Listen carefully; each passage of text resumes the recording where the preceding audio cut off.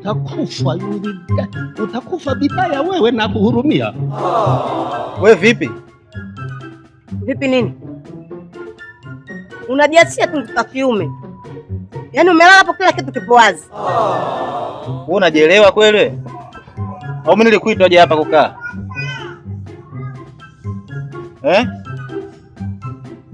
Alafu wewe unajua mimi nakuangalia sana wewe. Ipo siku nitakupia mikofi na hicho kimemba chako hicho wewe. Na nasi na wewe. Sijui kuona mwenzio sijui nakuaje yani.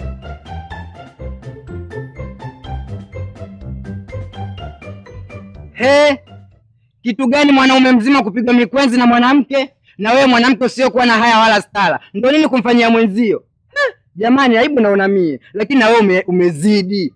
Muda huu unatakiwa ukatafute kazi, wewe umelala hapa kama mama mjamzito, alafu huyo mkeo ndo mwanaume. Kitu gani? Uende ukatafute kazi ili mradi mtoto watu apate kuishi mjini. Wewe mwenyewe umemwagia mkojo wako huo, uzaliwa ukiwa bonge, sio uzaliwa ukiwa mwembamba kama viroba vya unga. Ndio kitu gani?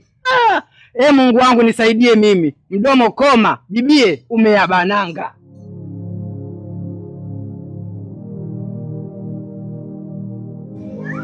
Kwa hiyo ndio ulichokitaka? Ukawa